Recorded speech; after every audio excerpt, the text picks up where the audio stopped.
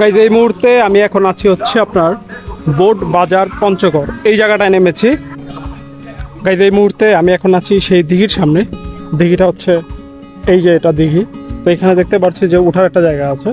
ভিতর দিয়ে হাঁটতে হাঁটতে একটা মজার জিনিস দেখলাম। আপনি দেখুন গাছটার কি অবস্থা, গাছটা ভেঙে গেছে না কি হয়েছে বোঝা যাচ্ছে না। এই মুহূর্তে যেটা দেখতে পাচ্ছেন এটা হচ্ছে 65 টাকার প্লেটার। এটার মধ্যে আছে ফ্রাইড রাইস আছে, একটা চিকেন। তো এই যে চা দেখতে পাচ্ছেন গ্লাসে দিয়েছে।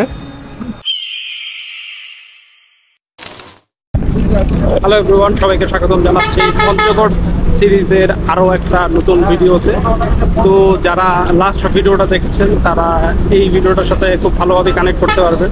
আমি কোন বাসে আছি সেটা সম্পর্কে বলছি না, সরাসরি ভাড়াটা বলছি। এখান থেকে আমি যাচ্ছি হচ্ছে এখন মহারাজা গেট যে জায়গাটা, সেখানে হচ্ছে ভাড়া লাগছে 50 টাকা। তেঁতুলিয়া স্ট্যান্ড থেকে উঠেছি, যেটা আমরা এর আগের ভিডিওতে দেখেছি যে কোথা থেকে উঠেছে। তো এখান থেকে গিয়ে দেন হচ্ছে আমাদের এই ভিডিও থেকে যে লোকেশনে যাচ্ছি সেই লোকেশনে যাব। তো এখন যেটা বললো মহারাজা গেট যে জায়গাটা, সেখানে নাকি নামবে না, এখানে পাশেই বা সামনে পেছনে যে কোনো একটা জায়গা হচ্ছে আপনার একটা অফিস আছে, ওইখানে নামাবে। তো ওইখানে নেমে দেন হচ্ছে আমরা আমাদের যে লোকেশন সেই জায়গাটাতে চলে যাব। তো যেতে থাকি, আর এখানে ভাড়া লেগেছে 50 টাকা, এটা আমি বলেছিলাম। তো চলুন যেতে থাকি, ওইখানে নেমে বাকি কথা বলছি। গাইজ এই মুহূর্তে আমি নেমেছি হচ্ছে বোট বাজার পঞ্চগড় এই জায়গাটাতে। আপনি এখানে লেখা দেখলে বুঝতে পারবেন, লেখা আছে বোট বাজার এই জায়গাটার নাম। তো এটা হচ্ছে আমি যে জায়গাটা নামতে চেয়েছিলাম, যেটা হচ্ছে আপনার মহারাজা ভিতরগড় গেট যেটা, ওইটার একটু পেছনে নামতে হয়েছে। ওই জায়গাটায় নাকি তারা থামবে না। তো যাই হোক, ওটা খুব বেশি দূরত্ব না, এখান থেকে কিছুটা দূরত্বে। তো ওইখানটাতে নামিয়ে এখানে পেছনে নামিয়ে দিয়েছে। তো এখান থেকে আমরা কিন্তু যাবো হচ্ছে মহারাজা দিঘি যে জায়গাটা সেখানে। সো মহারাজার দিঘি কিন্তু এখান থেকে খুব বেশি দূরত্ব নয়, 6-7 কিলোমিটার দূরত্ব হবে। তো এখন পিছনে যেহেতু নেমেছি, হয়তো সেটা 8-9 কিলোমিটার হবে। তো এখান থেকে চেষ্টা করবো যে একটা কোনো ভ্যান বা অটো যদি পাওয়া যায় সেটাতে করে সরাসরি আমরা সেই যে দিঘি আছে সেই দিঘিতে চলে যাব। আর দিঘিতে প্ল্যানিংই ছিল হচ্ছে বিকাল টাইমটাতে আর কি টাইমটা কাটানো। তো চলুন গিয়ে দেখি এখানে আসলে কত টাকা লাগছে সেই দিঘিতে, আপনাদেরকেও জানাচ্ছি এবং আপনারা দেখতে পারবেন যে কত টাকা আমি আরেকটা ভাড়া করছি।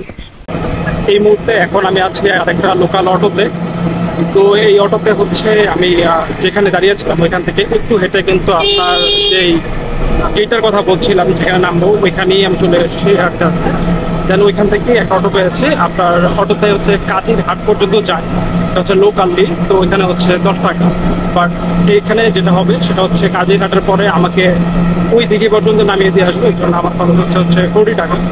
তো চলুন আমরা হচ্ছে এবার চলে যাই আমাদের এখানে যে নেক্সট লোকেশন আছে মহারাজার দিঘি সেখানে। গাইজ এই মুহূর্তে আমি এখন আছি সেই দিঘির সামনে। দিঘিটা হচ্ছে এই যে এটা দিঘি। তো এখানে দেখতে পাচ্ছি যে উঠার একটা জায়গা আছে। চলুন আমরা ফার্স্ট এখানে উঠে উপর থেকে দেখি। আর এই দিঘিটার ব্যাপারে যেটা আছে, এটা মোটামুটি একটা ট্যুরিস্ট ডেস্টিনেশন, এখানে অনেকেই আসে। এখানে ওই পার্কের মতো করা আছে। তো চলুন সামনে গিয়ে দেখতে থাকি।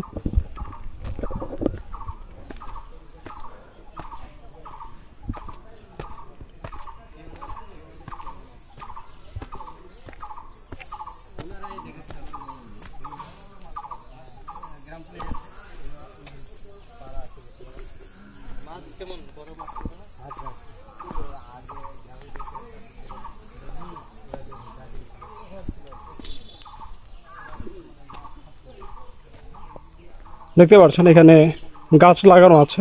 আর এই জায়গাটা হচ্ছে একটু উঁচা টিলার মতো, এটা দেখা যাচ্ছে। আর টিলাটার পাশে হচ্ছে দিঘিটা। আর এই দিঘিটার ব্যাপারে আপনাদেরকে ছোট একটা ইতিহাস বলি। সেটা হচ্ছে যেটা ইন্টারনেটে আমি রিসার্চ করে একটু দেখলাম দিঘিটার ব্যাপারে। তখন এই দিঘিটার নাম এটা হওয়ার কারণ হচ্ছে প্রায় 1500 বছর আগে এখানে একজন মহারাজা ছিল যার নাম ছিল পৃথু। তো উনি এটা খনন করে এবং তখন ওনার রাজত্বকাল ছিল, ওই তার নামেই তখন আসলে এটা হয়ে যায় মহারাজ দিঘি। তো এইভাবে করেই আসলে এটার সৃষ্টি হয়েছে। তো এটাতে টোটাল ঘাট আগে ছিল 10টা, এখন আসলে সেরকম দেখা যায় না। ঘাটগুলো আছে বাট ঘাট নষ্ট হয়ে গেছে। বাট এটা টোটাল ঘাট ছিল আগে 10টা। তো এটার এই যে অংশটা, এটা দিয়ে আমি এখন হাঁটছি। দেখতে পাচ্ছেন।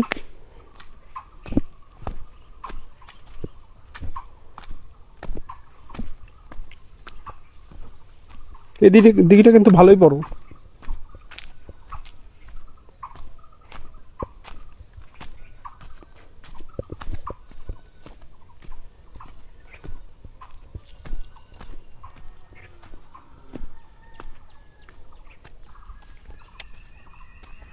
এই দিকটা কিন্তু আসলে অনেক শান্ত একটা জায়গা, ঘুরেও আসলে ভালো লাগছে, খুবই সুন্দর একটা জায়গা।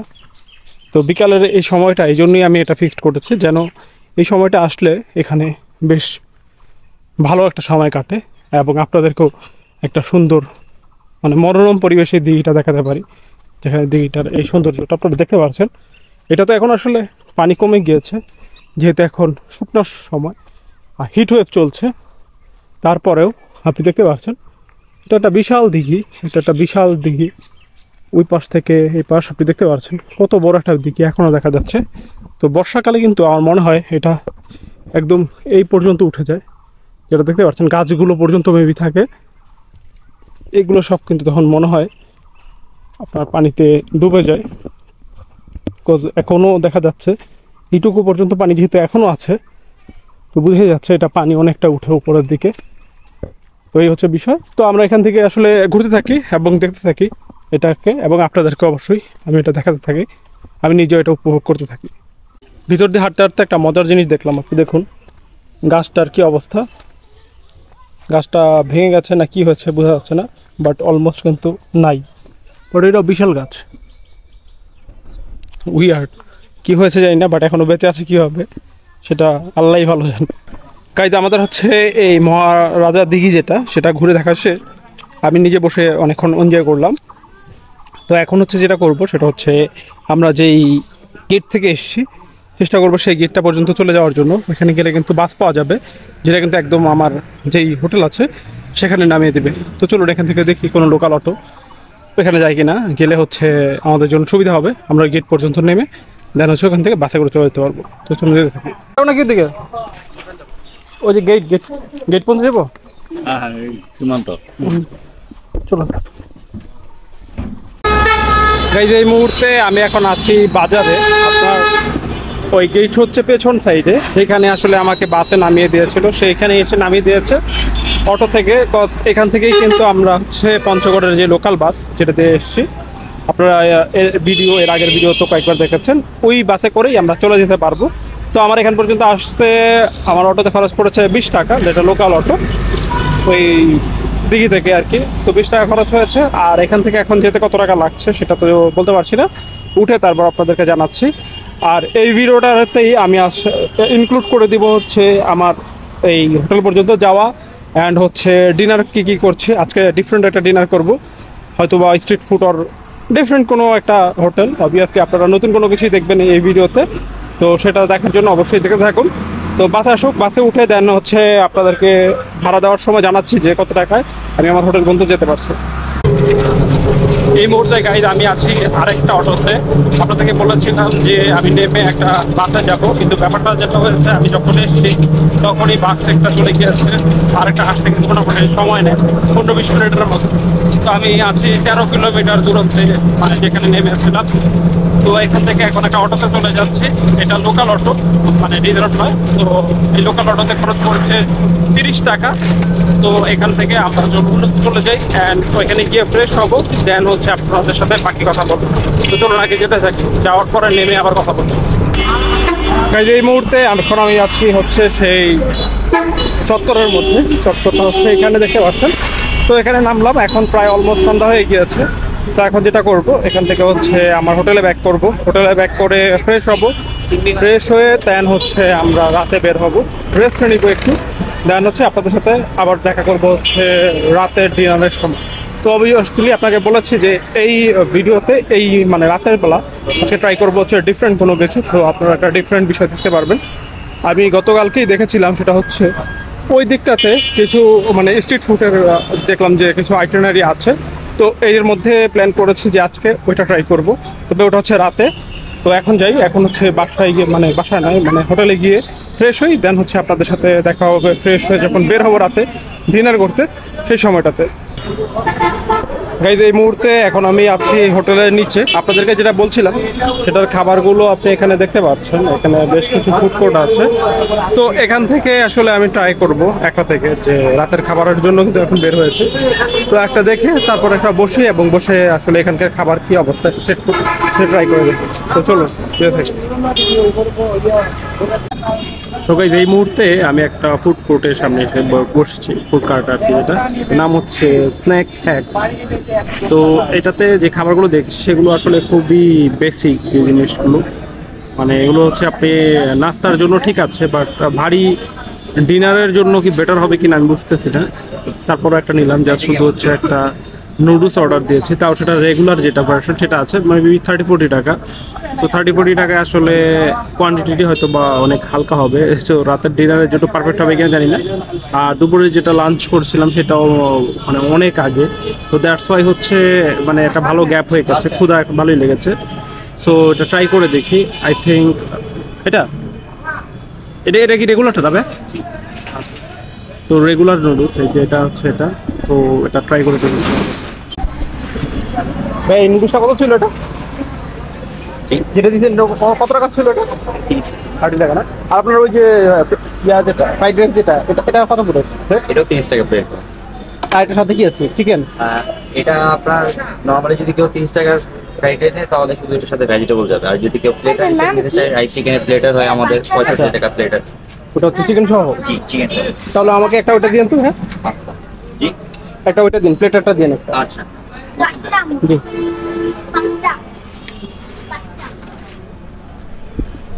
সো নুডলসটা যেটা দেখলেন সেটা ছিল হচ্ছে 30 টাকা। আমি যেটা বললাম আপনাদের, এটা কিন্তু হচ্ছে এখানে যেটা দেখতে পাচ্ছি এখানে হচ্ছে পুরোটাই নাস্তা হিসেবে এটা আসলে কাউন্ট করা হয়, not dinner.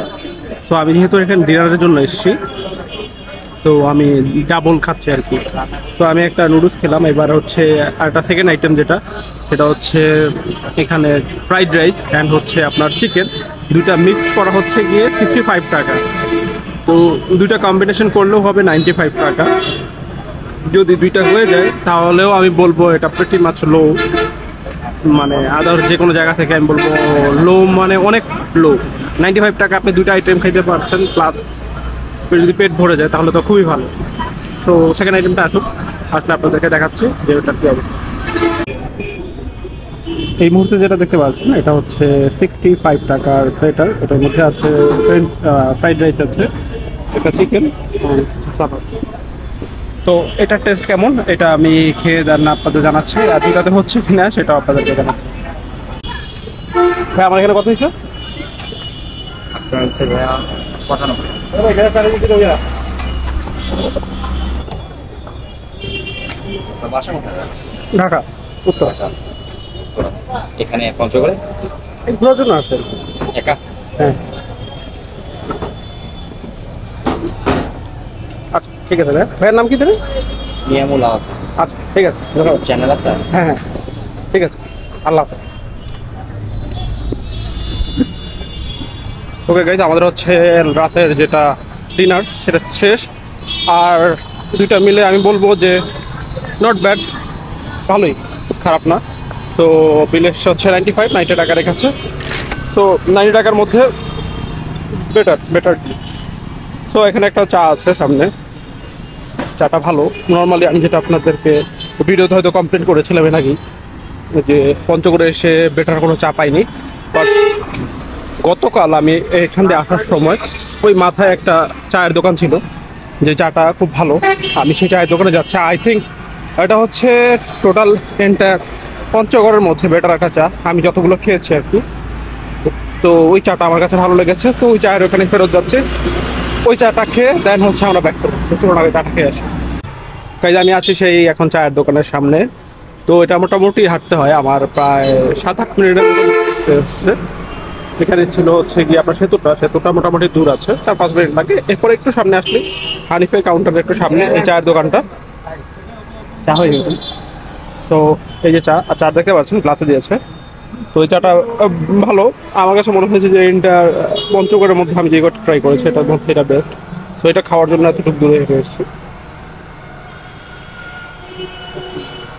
Yes right now এখনো ঠিক আছে। আর এটা গরুর দুধের চা, আর প্রাইস হচ্ছে আপনার 10 টাকা। তো চাটা শেষ করি, শেষ করে দেন হচ্ছে আমি হোটেলে যাব, হোটেলে গিয়ে আপনাদের সাথে এই ভিডিওটা নিয়ে শেষ কথা বলবো। সো গাইস, এই মুহূর্তে এখন আছে আমি আমার হোটেল রুমের মধ্যে। তো এখন আপনাদেরকে এই ভিডিও সম্পর্কে লাস্ট বলে দিচ্ছি যে যে চাটা খেয়েছিলাম ওটা হয়তো প্রাইস বলেছি কিনা আমার ঠিক মনে নেই এখন। তো এটা ছিল 10 টাকা প্রাইস। তো আমাদের যদি বলি ডিনারের জন্য আমাদের ওইখানে হচ্ছে 95 টাকা হয়েছিল, 90 টাকা রেখেছে। আর হচ্ছে চা, এটার জন্য হচ্ছে 10 টাকা। তো 100 টাকায় আমরা হচ্ছে আমাদের ডিনারটা শেষ করে ফেলেছি। তো এটা এখানে এটাই বলবো, এখানে আসলে প্রাইস রিজনেবলই, মানে ভালোই রিজনেবল। এখানে কম টাকার মধ্যেই আপনি ভালোই খাবার টাবার পাবেন। আর এখন যেহেতু হচ্ছে আপনার পুরোপুরি কিন্তু এখানে অফ সিজন, নর্মালি এটা কিন্তু একটা ট্যুরিস্ট ডেস্টিনেশন, বাট এখানে তেমন একটা ট্যুরিস্ট নেই বর্তমানে। এর কারণ হচ্ছে আপনার এখন যেটার জন্য মানুষ আসলে এখানে আসে কাঞ্চনজঙ্ঘা দেখতে, সেই কাঞ্চনজঙ্ঘাটাই কিন্তু এখন দেখার সময় নেই। এটা হচ্ছে আপনার বর্ষার সময় আর মানে শীতের সময় মেনলি হয়, বাট বর্ষাতেও মাঝে মধ্যে দেখা যায়। এখানে অনেকের সাথে আমি কথা বললাম যারা এখানে আসলে লোকাল থাকে সবসময়, তারা বললো যে বর্ষাতেও এটা দেখা যায়, আকাশ যদি ক্লিয়ার থাকে। তো এই হচ্ছে বিষয়। তো এখন ভিডিওটা অবশ্যই শেষ করে দিব, তবে শেষ করার আগে অবশ্যই আপনাদেরকে বলবো যারা পঞ্চগড় থেকে এই ভিডিওটা দেখছেন অবশ্যই আপনি একটা লাইক এবং হচ্ছে কমেন্ট করে জানিয়ে দিন আপনি পঞ্চগড়ের কোথা থেকে দেখছেন। আর অন্য কোনো জেলার যদি হয়ে থাকেন তাহলে অবশ্যই আপনি কমেন্ট করে বলে দিন আপনার ভিডিওটা কেমন লেগেছে। আর অবশ্যই আপনি এই চ্যানেলটাকে সাপোর্ট করতে পারেন আপনার একটি সাবস্ক্রাইবের মাধ্যমে। অবশ্যই আপনি সাবস্ক্রাইব করবেন, সেক্ষেত্রে হচ্ছে চ্যানেলটা মানে আরও নতুন নতুন ভিডিও বানানোর জন্য আমি অবশ্যই উৎসাহ পাবো, এটা আমাকে হেল্প করবে। তো অবশ্যই আমি চাইবো আপনারা এই চ্যানেলটাকে অবশ্যই সাবস্ক্রাইব করবেন। এটা কিন্তু আমাদের অলমোস্ট 23 নম্বর জেলা ছিল, তো আমরা কিন্তু আস্তে আস্তে দেখতে দেখতে অনেকগুলো জেলা দেখে ফেলেছে। তো নেক্সট ডে হচ্ছে আমরা আরেকটা জেলায় যাচ্ছি, যেটা হচ্ছে এখান থেকে কাছাকাছি ঠাকুরগাঁ, যেটার ভিডিও সিরিজ হচ্ছে আপনারা পরবর্তী ভিডিও থেকে দেখতে দেখা শুরু করবেন। তো এখানে হচ্ছে ঠাকুরগাঁর ভিডিওগুলো দেওয়া শুরু করবো আমি। আর হচ্ছে এই ভিডিওতে কতগুলো মানে কত টাকা খরচ হয়েছে টোটাল কস্ট, এটা আপনি এই মুহূর্তে দেখতে পাচ্ছেন। আর আমাকে যদি আপনি জানতে চান কোথায় আছি কী করছি লাইফ টাইম আপডেট জানতে চান, সেক্ষেত্রে আমাকে ইনস্টাগ্রামে ফলো করতে পারেন। ইনস্টাগ্রামের ইউজার নেমটা ওখানে দিয়ে দিচ্ছি, আপনি এখান থেকে দেখে ইনস্টাগ্রামে আমাকে ফলো করতে পারেন। তো আপনারা সবাই ভালো থাকুন, সুস্থ থাকুন। আপনাদের সাথে দেখা হবে আমার ঠাকুরগাঁর ভিডিওতে। তখন সবাই ভালো থাকুন, সুস্থ থাকুন। আল্লাহ হাফেজ।